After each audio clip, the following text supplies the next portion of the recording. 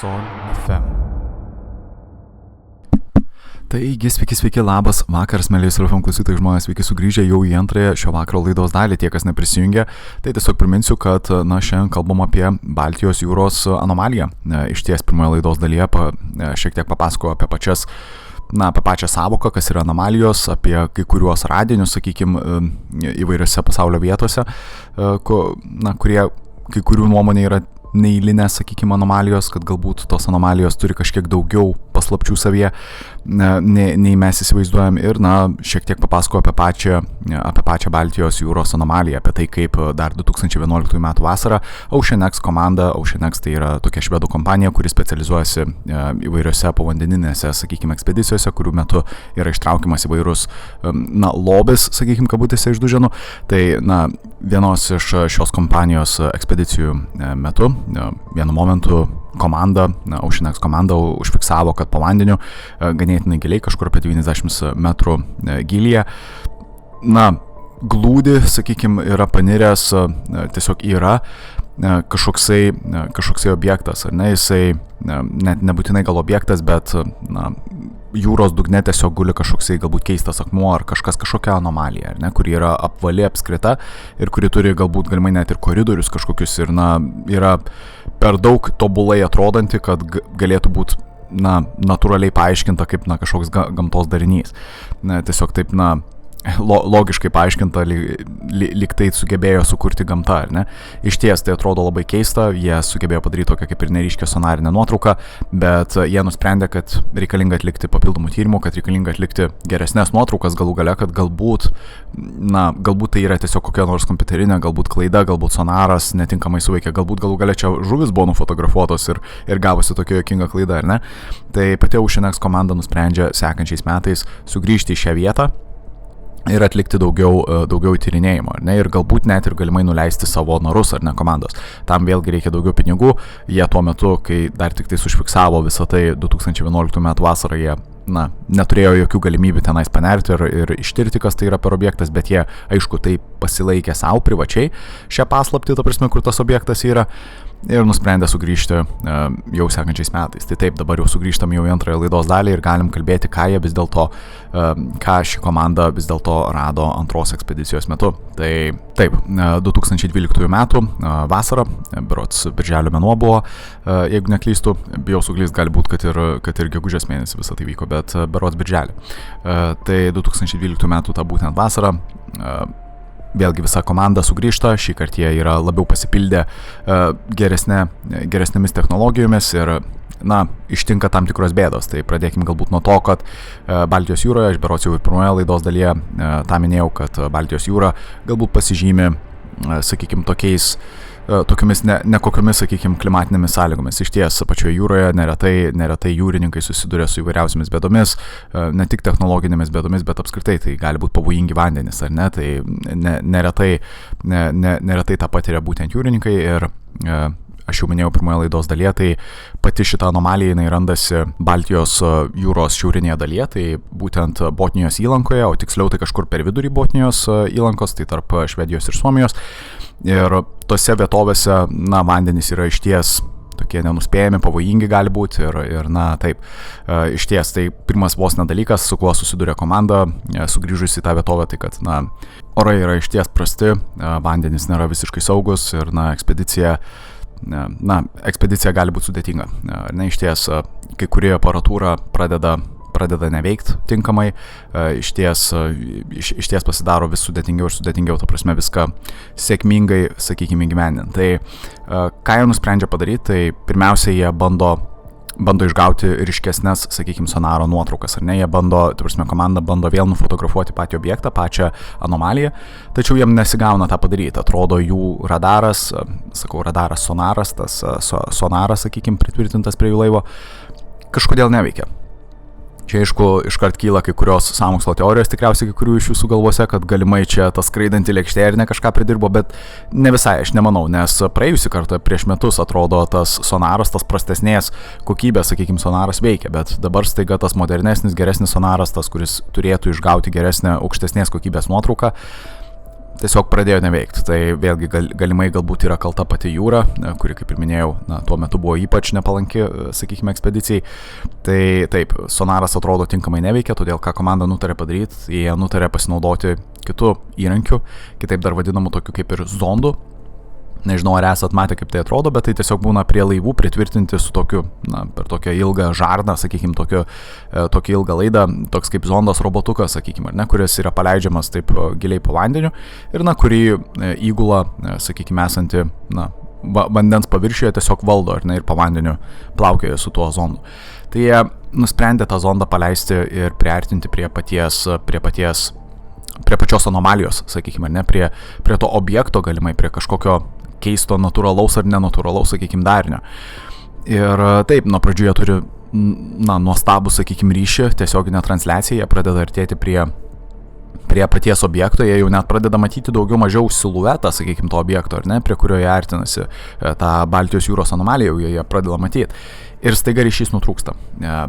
Iš ties keista, ir atrodo čia kaip koks filmas, bet bent jau berods taip yra istorija yra pasakojama, kad ryšys, ta transliacija staiga nutrūko, kaip tyčia.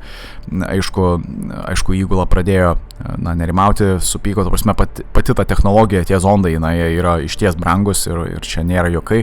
Jie pradėjo galvoti, kad galbūt zondas, pati žarna, sakykime, ta zondo, kuri yra pritvirtinta prie laivo, vienas galas prie laivo, kitas galas prie zondo, galbūt kaip nors įsiviniojo į ką nors galimai tenais po vandeniu ir jie kažko nepastebėjo. Iš ties negalėjo komanda pasakyti, kas atsitiko, bet taip, iškart sąmokslo teoretikai bando tą paaiškinti, kad galimai čia prisidėjo ateiviai, skraidančios lėkštės, galimai kažkas negerai buvo, čia šiuo atveju. Bet, atrodo, vos ne visada tokiose istorijose įranga tiesiog nustoja veikti, ir ypač brangi įranga, atrodo, kuri neturėtų suklyst, atrodo, staiga prasideda atsiverti visi defektai tokios įrangos. Tai taip, tęsiant toliau, atrodo, ne tik pats zondas sugedo, bet ir pradėjo šiaip, įranga esanti laive prie įgulos irgi, veikti kur kas prasčiau, trukinėti, išsijunginėti ir panašiai. Įgula vienu momentu net ir išjungė savo telefonus ir pasistengė išjungti apskritai visas įmanomas technologijas, jas perkrauti, sakykime. Ir ką pastebėjo įgula, tai kad, signalas, ta prasme, jie pastebėjo, kad kažkas skleidžia signalą. Jie negalėjo nustatyti, iš kur yra skleidžiamas tas signalas, iš kurios vietovės, bet kadangi jie buvo vidury įlankos, sakykime, vidury Botnijos įlankos, tai tikėtina, kad, artimiausias signalas galėjo būti, iš galimai tos anomalijos, tai jie pradėjo daryti tokią išvadą, kad galimai ta anomalija skleidžia kažkokį signalą. Jie negalėjo nustatyti, ar tai yra siunčiamas signalas, ar signalas, gaunamas, ar kažkas panašaus. Jie tiesiog pradėjo, pagauti kažkokį 40 berods megahercų, sakykime, stiprumo signalą. Labai keista, iš ties. Galbūt tai yra tiesiog sutapimas, galbūt tai kažkoks natūralus dalykas, aš nesiginčiusiu su tuo, bet, įgula pradėjo pastebėti tokius keistus dalykus, ir atrodo, visi tie dalykai ypač prasidėjo tuomet, kai jie bandė su zondu priartėti prie to objekto. Dabar kas atsitinka vėliau, tai zondas vis dėlto atsigauna, transliacija sugrįžta ir atrodo pačiai įgulai pavyksta priartėti prie objekto ir jisai nėra metalinis, pirmas dalykas, tai ką jie pastebi, tai yra kažkoksai akmeninis objektas, esantis jūros dugne. Vėlgi, zondo tikriausiai neužtenka, vėlgi labai tamsus vandenis, kažko labai daug nepavyksta padaryti, tik tai šiek tiek pafilmuoti ir pafotografuoti, ir ką jie nusprendžia padaryti komanda galų gale, tai kad, laikas pasitelkti narus, laikas pasitelkti gyvus žmonės, gyvais robotais vos, ar kažkas panašaus, laikas pasitelkti tuo, kas galbūt yra labiau patikimi. Nežinau, ar žmonės yra labiau patikimi, bet taip, komanda nusprendžia nusiųsti keletą narų, kurie paneria ir nusileidžia gilyn prie pačios anomalijos, sakykime. Jie pastebi, kad taip, kaip ir minėjau, anomalijos išmatavimai yra kažkur apie 60 metrų skersmens, gylis berods apie 90 metrų, netoli 100 metrų. Ir pats dalykas, bent jau tų narų nuomonė, ką jie matė, ta prasme, pats tas objektas, ta anomalija atrodė keistai. Jie taip teigia, kad tai yra išties akmeninis objektas, bet jisai atrodė labai tobulai. Labai sunku tą paaiškinti, bet tai atrodė lyg tai, kaip tas objektas yra išgraviruotas, galima sakyti, jisai negalėjo būti sukurtas gamtos, kad gamtoje nepasikartoja tokio pobūdžio figūros, ar ne, kurios yra išgręžtos, sakykime, taip statmenai, taip apvaliai ir taip, na, vos ne lazeriniu tikslumu, sakykime, ar ne. Tai atrodo labai per daug gerai, kad būtų tiesiog gamtinė kažkokia anomalija. Tų narų nuomonė tai atrodė lyg objektas, aišku, jisai po vandeniu dar labai jį buvo sunku apčiuopti, ta prasme, nes įsivaizduokit tamsus vandenis, su naru nusileidi taip giliai, ta prasme, tuose didžiuliuose vandenyse ir, ta prasme, net sunku apčiuopti, ta prasme, patį dydį ir suvokti pačią apimti visą to objekto, ar ne? Tai iš to, ką jie pamatė, tai kad tas objektas atrodo ganėtinai tiksliai vos nepadarytas, ar ne? Ir jie paima keletą mėginių iš pačios anomalijos, ar ne? Jie išgręžia berods keletą išpjauna, galima sakyti, akmenų ir su savimi pasiema atgal į laivą. Ką jie dar prie to paties pastebi, tai kad jie pastebi kažkokias keistas išgręžtas galbūt net skylutes tokias nedidelės toje anomalijoje. Aš jau minėjau, kad atrodė taip, pati anomalija, čia berods minėjau pirmoje laidos dalyje, jinai atrodė taip, lyg jinai turi laiptus, turi koridorius ir dabar šiuo atveju narams priartėjus dar arčiau, ta prasme, prie pačios anomalijos atrodė taip, lyg jinai turi kažkokius net ir išgręžtas kažkokias skylutes ar koridorius nedidelius irgi. Išties keista, ar ne? Ir yra sunku suvokti, kad tai yra tiesiog gamtos darinys. Išties. Tai taip, jie pasiema keletą mėginių ir su savimi juos nusitempia į viršų, atgal, ta prasme, į paviršių, į laivą. Ir atrodo, ekspedicijoje nieko toliau blogo nenutiko lyg ir savotiškai galima sakyti, kad ekspedicija buvo sėkminga. Tai ką Ocean X komanda nusprendžia padaryti, tai paviešinti šią istoriją.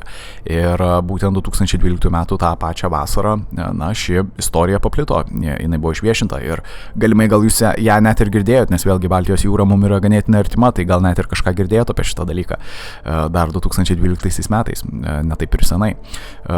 Ir taip, išties išgirdus šią istoriją, daugybė žmonių, daugybė sąmokslo teoretikų pradėjo teorizuoti, kas tai vis dėlto per dalykas, ar ne? Vėlgi, aš jau minėjau galimus variantus, oficiali versija tai teigia, kad čia yra tiesiog natūralus gamtos darinys, kad taip, tai yra išties anomalija esanti giliai po vandeniu, ta prasme, jūros dugne, tačiau, jinai nėra kažkas per daug keisto ar nepaaiškinamo per elementarę, sakykime, logiką, ar ne? Kad logiškai žiūrint, tai tikėtina yra kažkoksai, akmuo, kuris susiformavo galimai per anksčiau, galbūt kažkada labai seniai dėl įvairių, sakykime, geologinių pokyčių mūsų Žemėje. Tai įvairūs ugnikalnių išsiveržimai ir panašiai galėjo sukurti galbūt tokią formą. Įvairių yra teorijų, kaip tai galėjo. Kad oficiali versija teigia, kad čia nėra kažkas pernelyg keisto, kažkaip nesuprantamo ir panašiai. Kad tai tikrai nėra skraidanti lėkštė, pirmas dalykas, ar ne, nes vėlgi aš jau kaip ir minėjau, net ir patys narai prisiartinę nurodė, kad tai yra akmeninis objektas, ar ne, kad jisai granitinis, sakykime, objektas, tikrai ne metalinis, tai nėra nukritusi skraidanti lėkštė ar kažkas panašaus, bet lygiai taip pat yra teigiama, kad tai ir nėra kažkokia aukštesnės civilizacijos, sakykime, šventykla ar kažkas panašaus, kad tai nėra kažkoks įrodymas archeologinis, kad mūsų protėviai kažką panašaus statė.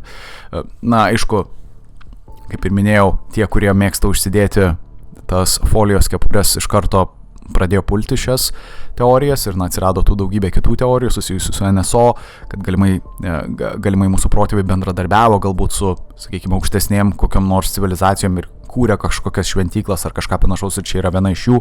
Vėlgi atrodo, kad po vandeniu tas objektas, ta anomalija net buvo pasislinkus, ta prasme, lyg nukeliavus tam tikrą kelią. Išties keista, ar ne? Ir jeigu išties šitas dalykas buvo sukurtas žmonių, tai jisai turėjo būti sukurtas labai labai seniai. Tai aišku, dabar klausimas, ką vis dėlto pavyko atrasti iš tų paimtų mėginių. Tai mėginiai nurodo, kad tai yra tiesiog akmuo.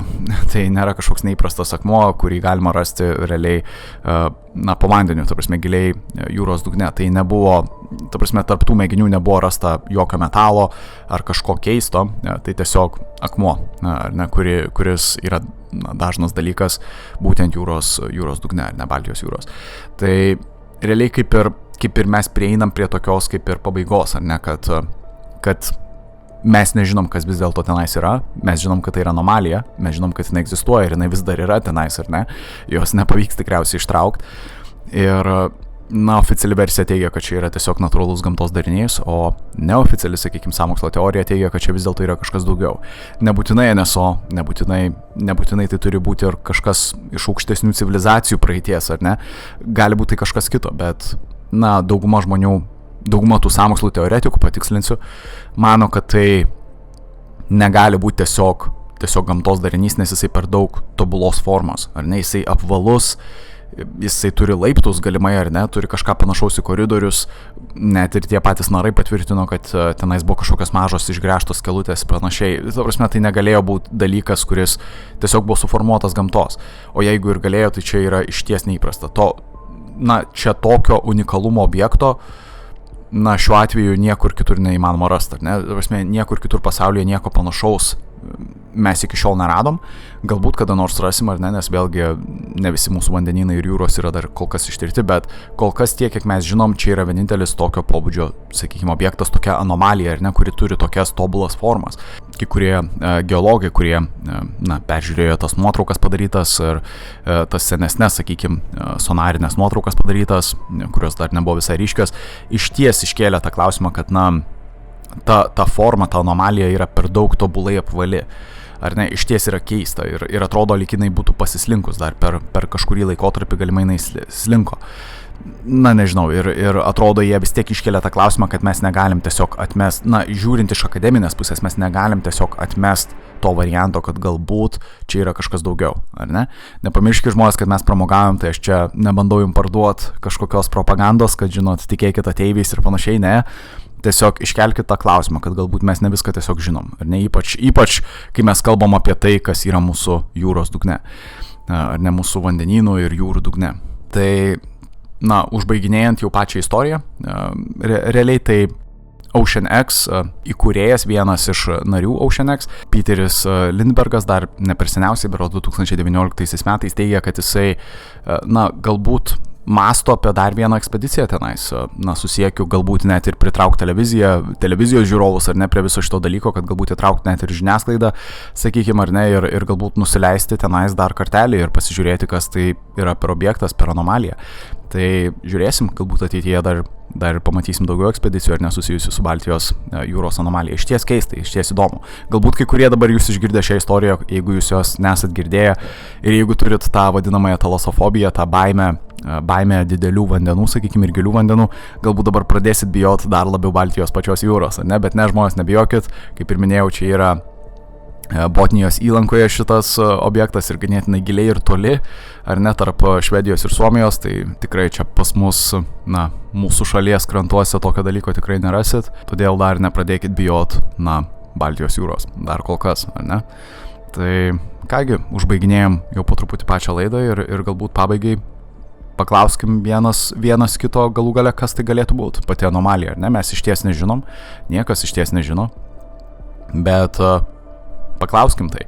Kas tai? Tai keli yra variantai, tai galim pradėti nuo tos pačios oficialios versijos, kad tai yra tiesiog geologinis, sakykime, darinys, natūralus, sakykime, gamtos darinys, gal net ir žuvų būrys, nes vėlgi aš jau minėjau, gal ir pirmoje laidos dalyje berods, kad pati nuotrauka, jinai buvo ta pirmoji, sakykime, nuotrauka sonarinė, kuri buvo padaryta pirmos ekspedicijos metu, jinai buvo ganėtinai neryški, jinai buvo padaryta ganėtinai pasitelkiant prastą ir seną technologiją, todėl jinai ir atrodo ganėtinai prastai.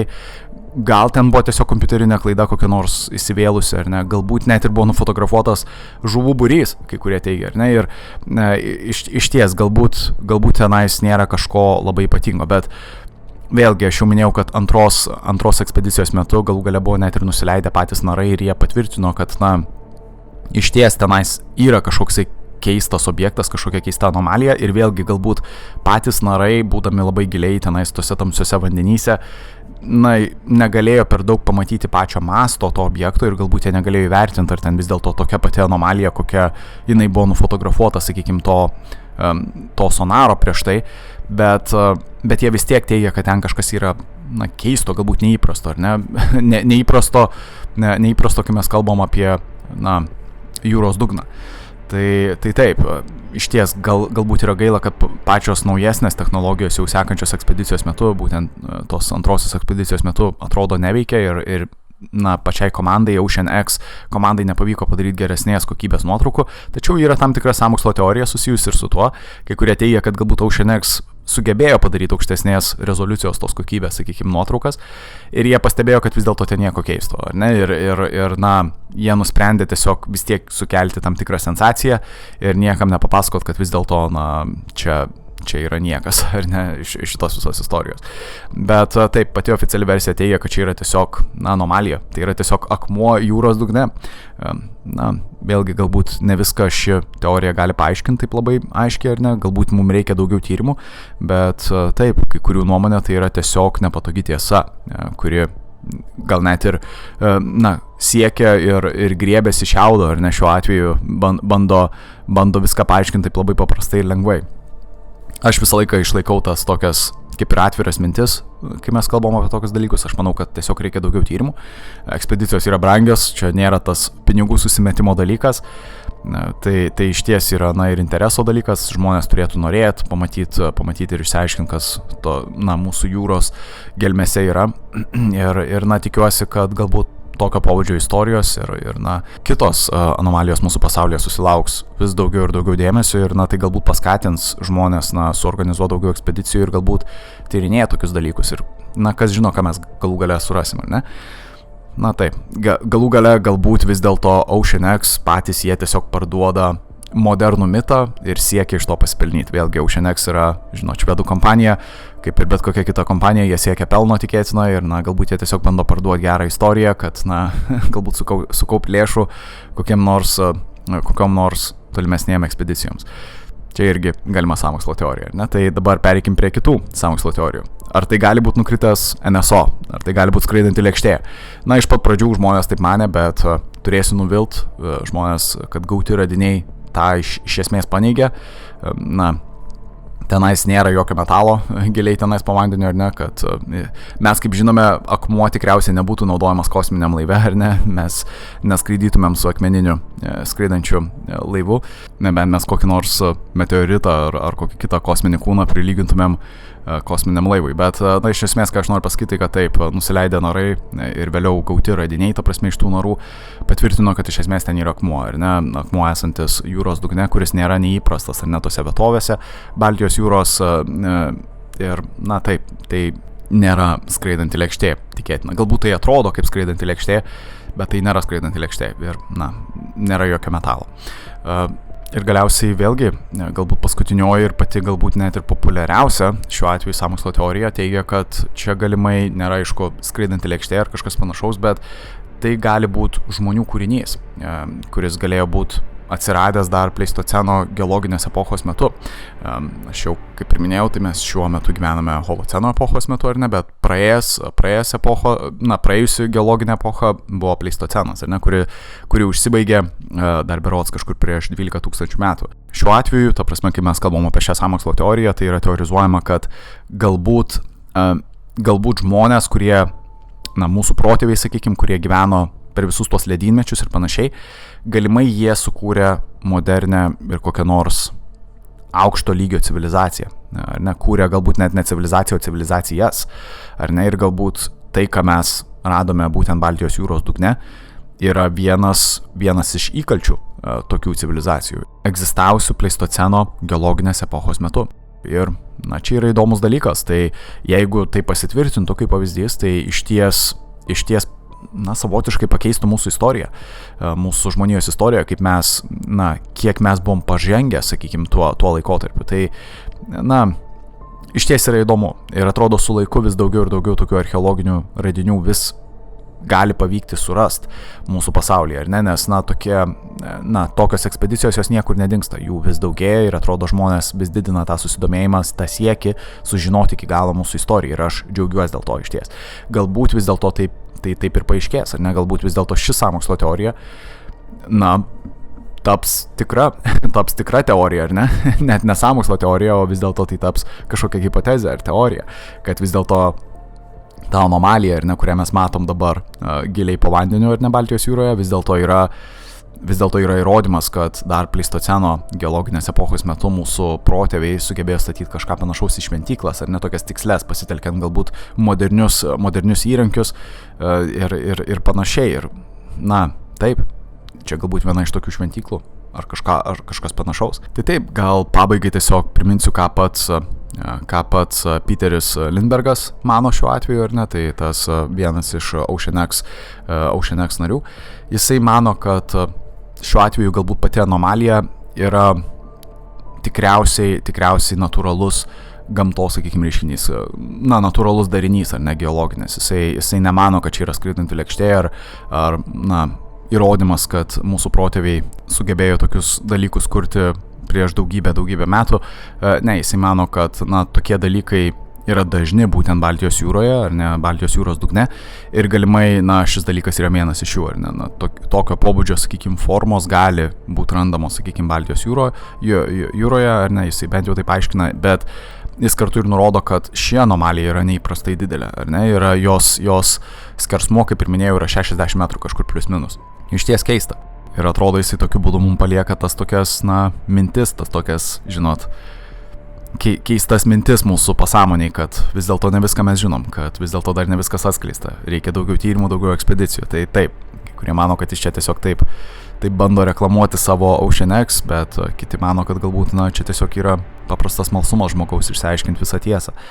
Nežinau, kaip jūs mano žmonės, galų gale, kaip jūs galvojat, kas čia galėtų būti. Ir, nežinau, parašykit savo nuomonę, mėgstu jas paskaityti, mėgstu pasirašinėti su jumis, padiskutuoti. O iki to laiko, kągi, turiu jūs palikti eilinį kartą. Susitiksime dabar jau kitą savaitgalį, kitą penktadienį, kitą šeštadienį. Ir kaip visada, sekite mūsų visas tas socialinės medijas ir panašiai. Tenais mes įkelsim naujas misles ir pamatysit, apie ką kalbėsime jau sekantį savaitgalį. Taip, kaip visada, aš iki tol jūsų ištikimai lauksiu. O dabar belieka man tik tais palinkėti gero vakaro, ramaus vakaro ir pasilikti toliau su Sol FM. Žmonės, vėlgi vasario 1 diena, tai nežinau ar pastebėjot, bet galit rasti naujos muzikos mūsų grojaraštyje. Tai taip, pasilikit pasiklausyti naujų kūrinių. Kągi, iki, sėkmės visiems.